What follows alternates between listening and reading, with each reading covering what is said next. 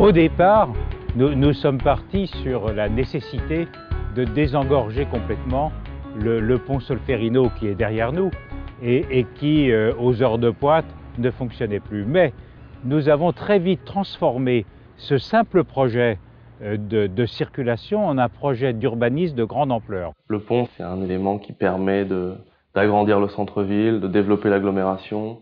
Donc c'est un élément de développement urbain et de développement économique avant tout. Il fallait, puisque nous voulions vraiment un pont urbain, que ce pont s'insère de façon extrêmement harmonieuse dans le centre de l'agglomération.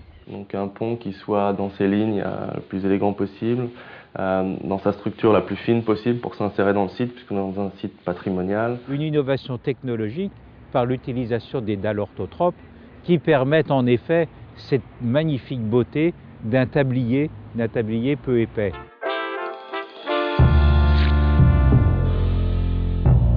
Le pont est divisé en deux morceaux avec une pile en rivière.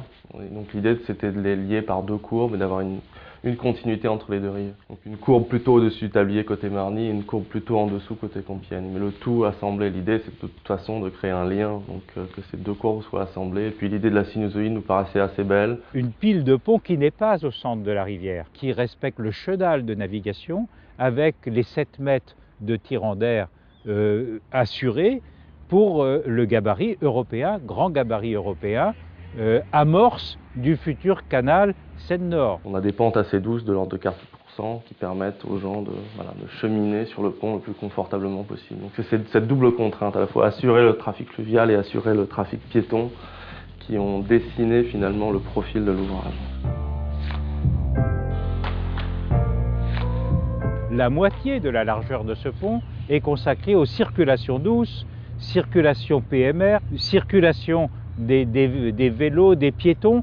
C'est rendre vraiment l'ouvrage, lui donner une urbanité, le rendre habitable par les gens, qu'il y ait des usages qui puissent se développer. Donc on a développé tout un système de bancs et d'assises qui permettent aux gens de s'arrêter un peu partout, tout au long de la traversée du pont, et de s'asseoir et de profiter du paysage. Ce pont permet en même temps la réhabilitation de ces bords de rivière. Deux traitements de berges assez différents. Donc côté Compiègne, on a proposé un jardin des berges, en fait, un espace paysager qui s'inscrit le long du chemin de halage existant, de la piste cyclable existante. Côté rive droite, côté Marny, on a plutôt proposé une grande esplanade, alors qui aujourd'hui est préfigurée, puisque cette esplanade sera, dans les 3-4 années qui viennent, sera bordée par de nouveaux bâtiments, de logements, d'activités, etc.